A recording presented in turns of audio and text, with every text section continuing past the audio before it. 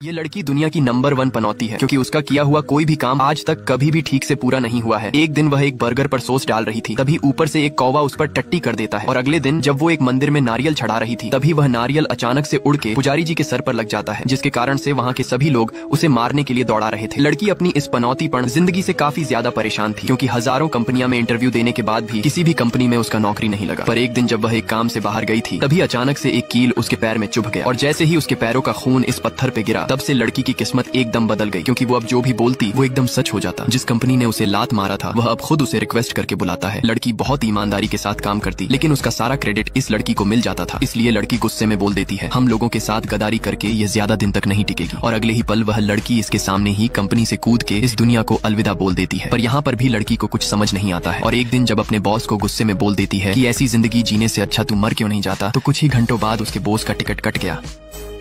ये लड़की अपनी माँ से बोलती है, माँ कल मेरा बर्थडे है, आप मुझे साइकिल दोगी ना? माँ बोली, हाँ बेटा, इस बार पक्का तुम्हें साइकिल दूंगी। पर अगले दिन उसके ऑफिस वाले उसको इलीगल तरीका से पैसे ट्रांसफर करने के लिए बोल रहे थे, और जब वो औरत ऐसा नहीं करती है तो वह लोग उसे ऑफिस से निकाल देते हैं। औरत का इस दुनिया में सिर्फ उसकी बेटी ही थी और उसके लिए ही वह नौकरी करती थी। पर अब जब वह किसी दूसरी कंपनी में इंटरव्यू देने के लिए जाती, तो कंपनी वाले उसे पहले ही मना कर देते, क्योंकि उन लोगों ने उन्हें धमकी दिया होता है। ऑफिस का बस उसके पास कॉल करके बोलता है, चुपचाप हमारे पास आ जाओ और हम जैसा बोलते हैं वैसा करो। पर औरत उसे साफ साफ इनकार कर देती है। लेकिन जब रात को वो अपनी बेटी का बर्थडे सेलिब्रेट करने के लिए अपने घर को सजा रही थी, तभी वह चारों ऑफिस वाले वहीं पर पहुंच जाते हैं। और जब औरत उनके लिए कॉफी लाने जाती है, तब वह फटाफट उसके घर के सारे खिड़की और दरवाजे बंद कर देते हैं। और जैसे ही औरत कॉफी लेकर आती है, तभी उनमें से एक आदमी पीछे से उसके सर पर वार करता है। औरत घायल होकर जमीन में पड़ी हुई थी। तभी उसकी बेटी कॉल करती है और उससे पूछती है, माँ आप मुझे कब आ रही हो स्कूल से ले जाने? तब माँ उसे दिलासा देती है कि बेटा मैं तेरे लिए केक लेने आई हूँ, जल्द ही आती हूँ। अब वह लोग उसके घर में डीजल और पेट्रोल रख के उसके घर में आग लगा देते हैं। पर अब काफी समय बाद वो औरत एक आत्मा बन के आदमी आकर बोलता है, मैडम आपके अंदर जरूर कोई दिव्य शक्ति है, आप जो भी बोलती है वह सच हो जाता है। लड़की को भी अब लगने लगा था कि उसकी बोली हर बात सच हो जाता है। पर अगले दिन जब वह अपने ऑफिस में थी, तभी उसकी फ्रेंड उसके पास रोते हुए आती है और उसे बताती है, जब वह बॉस के ऑफिस में गई, तब बॉस ने उसके साथ जबरदस्ती गलत करने की कोशिश की। लड़की ये सुनकर काफी गुस्से में बॉस के ऑफिस में जाती है और उनसे ऐसा करने का रीजन पूछती है। तब बस बताता है, मेरे ऑफिस में काम करना है तो ये सब झेलना पड़ेगा, नहीं तो निकल जा यहाँ से। लड़की भी गुस्से में बोल देती है, ऐसी घिनौनी जिंदगी जीने से अच्छा बेहतर होगा तू मर ही जा। पर बाद में लड़की को रियलाइज होता है कि उसकी वो बोली हुए बात सच होने वाली है, इसीलिए अब वो उसे बचाने के लिए जाती है। और इधर काफी सारे गुंडे उसको मारने के लिए उसके पीछे पड़े हुए थे। पर बॉस को ये जैसे ही पता चला, तो वो तुरंत गाड़ी से बाहर निकल के उन सबको रेल के वहाँ से भगा देता है। लड़की ये देख के काफी खुश होती है, क्योंकि उसे लग रहा था कि अब बॉस की जिंदगी बच जाएगी। पर अगले ही पल अचानक से एक टीना का करकट आके सीधा बस के गर्दन पर लग जाता है, जिसके कारण से बॉस का टिकट तुरंत ही कट जाता है।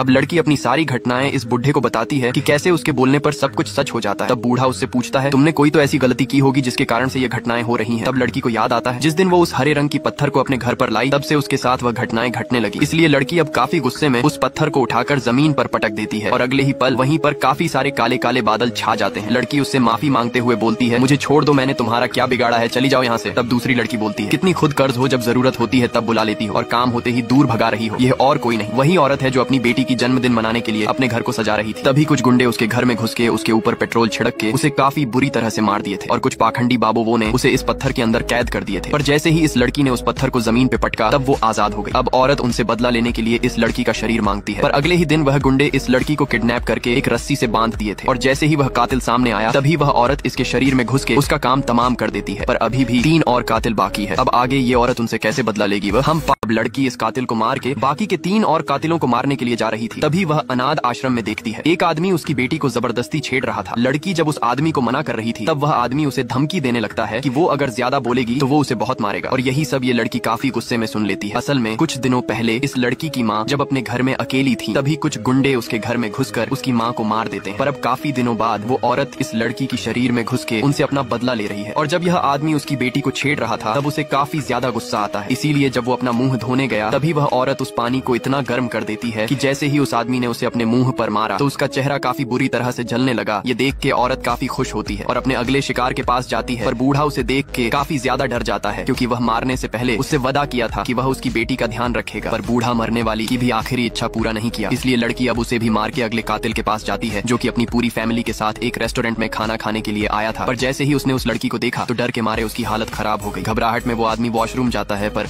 पड़ा तो वो काफी ज्यादा डर जाता है। घबराहट में वह एक बाथरूम के अंदर जाके अपना मुंह धो रहा था, तभी अचानक से वह लड़की उसके सामने आके उसका गला दबा देती है। वो जब तक उसे पूरी तरह से निपटा पाती, उससे पहले ही उसकी बेटी उसे आवाज लगाने लगती है। लड़की उसे छोड़ के अपनी बेटी के पास जाती है और इधर ये आदमी चौथे कातिल के पास फोन करके बताता है जिसको हमने मारा तारा था वह अब चुड़ैल बनकर हमारा पीछा कर रही है। चौथा कातिल बोलता है तू जल्दी से अपने घर जा, मैं 2 मिनट में आ रहा हूँ। अब आदमी जल्दी से अपने घर पहुँच के अपनी बीवी बच्चों को एक कमरे के अंदर बंद करके लॉक कर देता है और जल्दी जल्दी से वो बाबा का दिया हुआ ताबीज ढूंढने लगता है। पर तभी वह लड़की उसके घर में जाकर उसका काम तमाम कर देती है। अब चौथा कातिल उससे बचने के लिए उस लड़की की बेटी को किडनैप कर लेता है और एक बाबा के जरिए उसे धमकाता है कि अगर वो उसके शरीर से नहीं निकली तो वो उसकी बेटी को मार देगा। रूबी उस लड़की के शरीर से निकलकर बाबा के पोटली में कैद हो जाती है और जैसे ही लड़की को होश आता है तब वह कातिल उसके पेट में चाकू मार के उसे जिंदा ही दफना देता है।